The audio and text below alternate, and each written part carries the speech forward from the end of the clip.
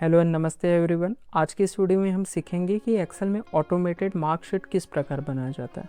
तो मार्कशीट बनाने के लिए सबसे पहले हमको टेबल का स्ट्रक्चर तैयार कर लेना होगा, जो कि कुछ इस प्रकार होगा। सबसे पहले कॉलम में हम लिखेंगे सीरियल नंबर, फिर दूसरे कॉलम में लिखेंगे नेम, तीसरे कॉलम में लिखेंगे यहाँ पर रोल नंबर। उसके बाद चौथे कॉलम से लेकर 8वें कॉलम तक हम स्टूडेंट के सब्जेक्ट वाइज मार्क्स यहाँ पर लिखेंगे। तो जो सीरियल नंबर से लेकर ये मार्क्स तक का हिस्सा है, इन सब में हम मैनुअली डाटा को यहाँ पर टाइपिंग करेंगे। उसके बाद हमको यहाँ पर ले लेना है column total, percentage, division, status और लास्ट में यहाँ पर एक कॉलम लेना होगा यहाँ पर रैंक वाला। इन सब कॉलम में हम यहाँ पर फॉर्मूला के द्वारा यहाँ पर आउटपुट प्राप्त करें। तो चलिए सबसे पहले स्टार्ट करते हैं टोटल वाले कॉलम से। तो टोटल वाले कॉलम्स में क्या होगा, स्टूडेंट ने अलग अलग सब्जेक्ट में जितने भी मार्क्स प्राप्त किए उन सबको इस कॉलम में हमको टोटल करना होगा। टोटल करने का सिंपल सा मतलब यहाँ पर जोड़ना होगा। तो जोड़ने के लिए हम दो तरीकों का यूज़ कर सकते हैं, एक फंक्शन के द्वारा जोड़ सकते हैं और एक फार्मूला के द्वारा जोड़ सकते हैं। मैं आपको दोनों तरीका बता देता हूँ, जो भी तरीका आपको अच्छा लगे उसके हिसाब से कर सकते हैं। सबसे पहले हम देख लेते हैं कि फार्मूला के द्वारा कैसे जोड़ा जाएगा।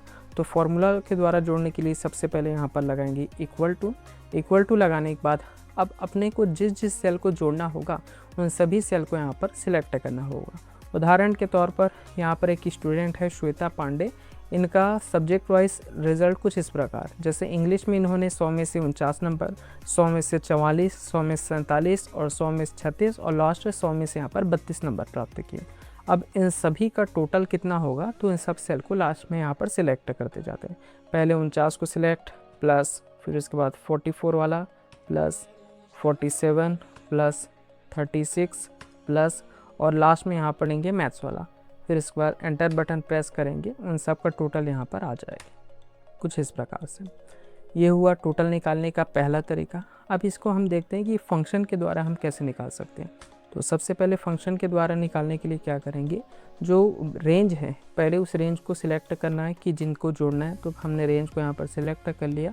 उसके बाद हम यहाँ पर जाएंगे ऑटो सम वाले ऑप्शन और यहाँ पर सम वाले ऑप्शन पर क्लिक कर देना है। ये फंक्शन के द्वारा जोड़ना रहता है, तो इस पर क्लिक करेंगे तब भी वही वैल्यू आएगा 208 वाला। तो यहाँ पर आसान ज़्यादा कौन सा रहेगा, तो यहाँ पर आसान ज़्यादा पड़ता है यहाँ पर फंक्शन के द्वारा जोड़ना। फॉर्मूला के द्वारा में जोड़ने में हमको मैनुअली बार बार मेहनत करना पड़ता है, लेकिन फंक्शन के द्वारा जोड़ने में वो काफ़ी आसान हो जाता है। ठीक है, चलिए अच्छा, जब यहाँ पर जोड़ेंगे तो कुछ बातें उसका यहाँ पर ध्यान रखना होगा। जैसे यहाँ पर दिखा देता हूँ, यहाँ पर जोड़ने के लिए हमने यहाँ पर क्या किया, सेल को जब हमने मैनुअली सिलेक्ट किया, जैसे सेल को सिलेक्ट करूँगा, यहाँ ध्यान रखना कि यहाँ पर 49 नहीं आएगा, यहाँ पर उस सेल का लोकेशन आएगा जो कि यहाँ पर D8 है। प्लस फिर इसको सिलेक्ट करूँगा, यहाँ पर 44 नहीं आएगा, उसका लोकेशन आने वाला है। तो ऐसा लोकेशन के द्वारा यहाँ पर क्यों हो रहा है, यदि हम ऐसे करते हैं तब भी काम चल जाता। 49 प्लस 44 प्लस 47 प्लस 36 प्लस 32, तब भी वही वैल्यू आता 208 करके। लेकिन इसमें नुकसान ये होता कि भविष्य हम यदि स्टूडेंट का कोई नंबर अपडेट करते हैं तो ये वाला सेल ऑटोमेटिकली अपडेट नहीं होता। जैसे मैं यहाँ पर अपडेट कर देता हूँ, श्वेता पांडे को जो 49 नंबर मिला था, इसमें एक नंबर इंक्रीज़ करके हो गए यहाँ पर 50 नंबर। तो यहाँ पर लिख दूंगा 50। जैसे इंटर करूँगा, यहाँ पर कायदे से एक नंबर यहाँ पर भी बढ़ना था, क्योंकि ये तो पुराने डाटा के हिसाब से 208 नंबर आया था ना, लेकिन यहाँ पर एक नंबर बढ़ा है, तो यहाँ पर भी कायदे से एक नंबर बढ़ना था।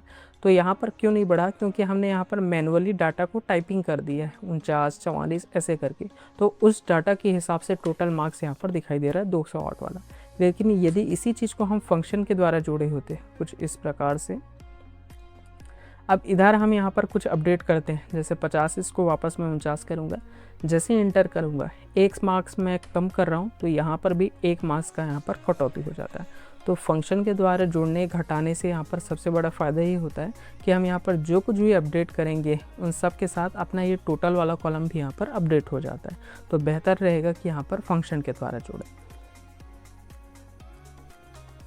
वैल्यू जोड़ लेने के बाद यहाँ पर हम क्या करेंगे, इस सेल को ऑटो फिल वाले ऑप्शन से यहाँ पर ड्रैग कर देंगे, ताकि सभी स्टूडेंट का टोटल मार्क्स यहाँ पर निकल के आ जाए और हमको एक एक करके फॉर्मूला लगाना यहाँ पर ना पड़े। तो टोटल मार्क्स यहाँ पर निकल चुके हैं। अब अगला देख लेते हैं कि परसेंटेज कैसे निकाला जाता है। तो परसेंटेज निकालने के लिए हमें दो बातें पता होना चाहिए। सबसे पहला बात, स्टूडेंट का प्राप्तांक या ऑब्टेन नंबर कितना है, और दूसरा पूर्णांक या फिर टोटल मार्क्स कितना है। उदाहरण के तौर पर श्वेता नाम की एक स्टूडेंट, इनका प्राप्तांक या ऑब्टेन नंबर यहाँ पर 208 है और पूर्णांक यहाँ पर रहेगा 500 नंबर इसलिए क्योंकि यहाँ पर 5 सब्जेक्ट है और प्रत्येक सब्जेक्ट 100 नंबर का है। तो इस हिसाब से टोटल पेपर कितना नंबर का हुआ है यहाँ पर 500 नंबर का। अब चलिए इनका परसेंटेज निकाल लेते हैं। तो सबसे पहले यहाँ पर जाएंगे इक्वल टू प्राप्तांक या फिर ऑब्टेन नंबर को सिलेक्ट डिवाइडेड बाय पूर्णांक कितना है 500। तो यहाँ पर पूर्णांक को हम मैनुअली यहाँ पर टाइपिंग करेंगे 500 करके। यहाँ पर जो कुछ हम फॉर्मूला के द्वारा टाइपिंग करते हैं सेल में वो एक कांस्टेंट वैल्यू रहता है, यानी सभी स्टूडेंट का प्राप्तांक अलग अलग हो सकता है लेकिन सबका पूर्णांक 500 ही रहेगा, यानी सेम रहेगा। इसी कारण हम यहाँ पर 500 यहाँ पर लिख दिए ताकि सभी का यहाँ पर जो भी परसेंटेज निकले वो 500 के हिसाब से यहाँ पर निकले। फिर इसके बाद हम लगाएंगे इनटू 100 और एंटर बटन प्रेस करेंगे। इनका परसेंटेज निकल गया। अब इसको भी वही ऑटोफिल वाले ऑप्शन से इसको यहाँ पर ऑटोफिल कर लेते हैं। परसेंटेज निकल चुका है। अब अगला निकाल लेते हैं डिवीज़न। तो अब हम निकालेंगे डिवीज़न। तो डिवीज़न निकालने के लिए हमें कुछ क्राइटेरिया उसको यहाँ पर समझना पड़ेगा। तो क्राइटेरिया को देख लेते हैं। तो यहाँ पर डिवीज़न निकालने का क्राइटेरिया ये है कि यदि कोई स्टूडेंट 60% से अधिक नंबर प्राप्त करता है तब वो कहलाता है फर्स्ट डिवीज़न, 45 से 59 के बीच प्राप्त करता है तब वो सेकंड डिवीज़न, और 33 से 44% के बीच लाता है तब वो कहलाता है थर्ड डिवीज़न, और यदि 33% से कम नंबर वो प्राप्त करता है तो डायरेक्टली कहलाता है यहाँ पर फेल। अब इसी क्राइटेरिया के हिसाब से हम यहाँ पर डिवीज़न निकालेंगे। अब यहाँ पर डिवीज़न निकालने के लिए हम इफ़ फंक्शन का भी यूज़ कर सकते हैं और इफ्स फंक्शन का भी यूज़ कर सकते हैं। दोनों में केवल अंतर इतना ही है कि इफ़ फंक्शन केवल सिंगल कंडीशन को सपोर्ट करता है और इफ्स फंक्शन जो है वो मल्टीपल कंडीशन को यहाँ पर सपोर्ट करता है। जो कि यहाँ पर मल्टीपल कंडीशन है इसलिए यहाँ पर इफ्स फंक्शन यूज़ करना ज़्यादा बेहतर रहेगा। तो उसके लिए सबसे पहले हम लगा लेते हैं इक्वल टू लगाने के बाद सर्च टाइप करेंगे IFS इफ्स, ऑप्शन यहाँ पर आ जाएगा। कीबोर्ड से टैब बटन दबाएंगे, एक्टिवेट हुआ। अब जो कंडीशन है इन सबको लाइन से हमको यहाँ पर लगाना होगा। पहले इस वाले फंक्शन में हम क्या करते हैं, कंडीशन लगाते हैं कॉमा, फिर इसके बाद वैल्यू डालते हैं, फिर इसके बाद दूसरा कंडीशन, इस प्रकार से इसमें लगाया जाता है। तो सबसे पहले कंडीशन लगाने के लिए इस परसेंटेज को सिलेक्ट। अब यहाँ पर पहला कंडीशन ये है कि जो परसेंटेज 60% या 60% से ऊपर आया तब फर्स्ट डिवीज़न कहलाएगा। तो इस cell select is greater than या फिर इक्वल टू, 60% से ऊपर भी हो सकता है या फिर 60% भी हो सकता है। तो यहाँ पर ग्रेटर देन इक्वल टू कितने से अधिक होना चाहिए 60, तो 60 लिख दिया। फिर इसके बाद कॉमा लिखने के बाद पूछ रहा है वैल्यू। यदि ये कंडीशन सही हो जाता है तब क्या वैल्यू आएगा, तो कहलाएगा फर्स्ट डिवीज़न। अब यहाँ पर जो भी ये लिखा है वो सब टेक्स्ट फॉर्मेट में लिखा रहेगा, तो इसको हम डबल पैरेंथेसिस के अंतर्गत लिखेंगे। तो पैरेंथेसिस ऑन कर लिए और यहाँ पर फर्स्ट डिवीज़न है, यहाँ पर फर्स्ट लिख दिया, फिर पैरेंथेसिस ऑफ। पहला कंडीशन हम डाल चुके हैं। फिर इसके बाद कॉमा डालने के बाद अब यहाँ पर हमें डालना है दूसरा कंडीशन क्या है, 45 to 59% वाला। तो फिर इसी सेल को select is greater than equal to 45। यदि ये कंडीशन सही हो जाता है तब क्या वैल्यू आएगा, तब ये कहलाएगा अपने यहाँ पर सेकंड डिवीज़न। तो उसके लिए पैरेंथेसिस ऑन और यहाँ पर लिखें सेकंड, फिर कॉमा, फिर तीसरा पर कंडीशन डाल देते हैं 33 to 44% वाला। तो इसको select is greater than equal to 33, फिर इसके बाद कॉमा, पैरेंथेसिस ऑन। ये कंडीशन में क्या कहलाएगा, थर्ड डिवीज़न। तो यहाँ पर लिख देंगे थर्ड, फिर पैरेंथेसिस ऑफ, फिर कॉमा। लास्ट कंडीशन ये कि 33% से कम आया तब कौन से कैटेगरी में आएगा, तो ये सीधा कहलाएगा फेल। तो उसके लिए भी इसी को select is less than 33 comma, और इसके लिए हम वैल्यू डाल देते हैं कि ये वैल्यू आ जाए तब क्या होगा, तब इसके लिए लिख के आ जाएगा फेल। तो यहाँ पर लिख देंगे फेल, पैरेंथेसिस ऑफ, फिर ब्रैकेट बंद और यहाँ पर एंटर बटन प्रेस करेंगे। उनका डिवीज़न यहाँ पर आया। अब इसको भी ऑटोफिल वाले ऑप्शन के द्वारा यहाँ पर ड्रैग करा लेते हैं, सबका यहाँ पर डिवीज़न निकल के आ जाएगा। चलिए अब निकालते हैं हम इसके स्टेटस के बारे में या फिर मेन रिज़ल्ट के बारे में, जिससे पता चलेगा कि स्टूडेंट पास हुआ है या फिर फेल हुआ है। तो इसके लिए यहाँ पर हम यूज़ करने वाले हैं इफ़ फंक्शन का। इस वाले में मल्टीपल कंडीशन थे, इस कारण हमने इफ फंक्शन यूज़ किया था, लेकिन इस वाले में केवल एक ही कंडीशन रहने वाला है, इसी कारण यहाँ पर इफ़ फंक्शन यूज़ करेंगे। तो यहाँ पर स्टेटस निकालने के लिए एक कंडीशन ये रहेगा कि जिस स्टूडेंट ने 33% से अधिक नंबर प्राप्त किया है, केवल वही स्टूडेंट यहाँ पर पास कहलाएंगे, वही जो यहाँ पर हमने डिवीज़न वाइज निकाले, और जिन्होंने 33% से कम नंबर प्राप्त किया है वो सब यहाँ पर फेल कहलाएंगे। तो केवल एक ही कंडीशन है, इसी कारण हम यहाँ पर यूज़ करने वाले इफ़ फंक्शन। तो इसके लिए सबसे पहले इक्वल टू, फिर इफ़ फंक्शन सर्च करें, टैब बटन दबा के एक्टिवेट, फिर इसके बाद कंडीशन डाल देना। कंडीशन क्या है, तो परसेंटेज इज़ ग्रेटर देन, कितने से अधिक होना चाहिए, 33, तो यहाँ पर 33 लिख दिया, कॉमन। अब कंडीशन सही होगा तब कैसे रिएक्ट करेगा, कंडीशन गलत होगा तब कैसे रिएक्ट करेगा।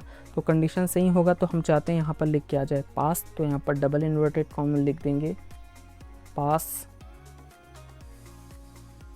पैरेंथेसिस ऑफ कॉमा, और यदि कंडीशन गलत हुआ तब यहाँ पर लिख के आना चाहिए फेल, तो इसको भी पैरेंथेसिस के अंदर यहाँ पर लिख देंगे फेल, पैरेंथेसिस ऑफ ब्रैकेट बंद, और यहाँ से एंटर बटन प्रेस करेंगे, उसका स्टेटस यहाँ पर आ जाएगा। फिर इसको भी पहले की तरह यहाँ पर ऑटो फिल करा लेना, इन सब का भी स्टेटस एक बार में निकल जाएगा।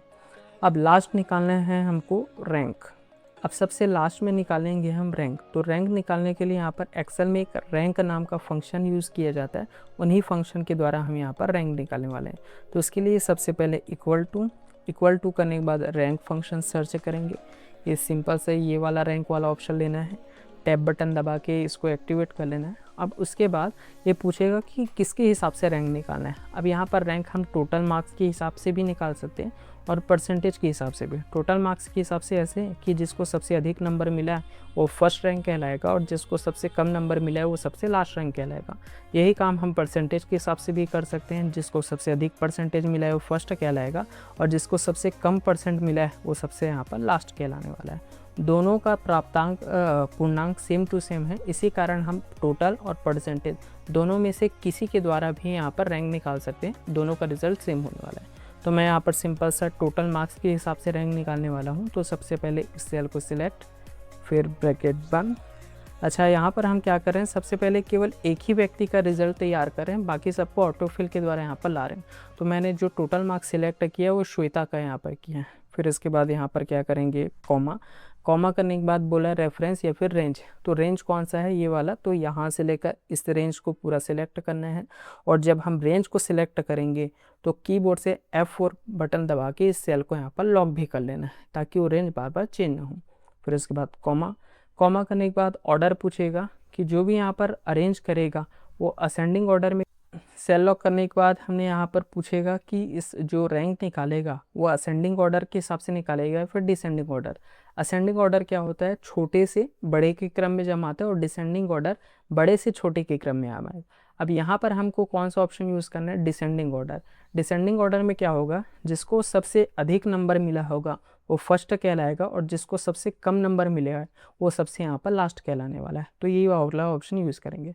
यदि हम यहाँ पर असेंडिंग ऑर्डर ले लेंगे तब क्या होगा, जिसको सबसे कम नंबर मिला है वो फर्स्ट रैंक कहला जाएगा, और जिसको सबसे अधिक नंबर मिला रहेगा वो सबसे यहाँ पर लास्ट रैंक कहलाएगा, मतलब उल्टा टॉपर कहलाएगा।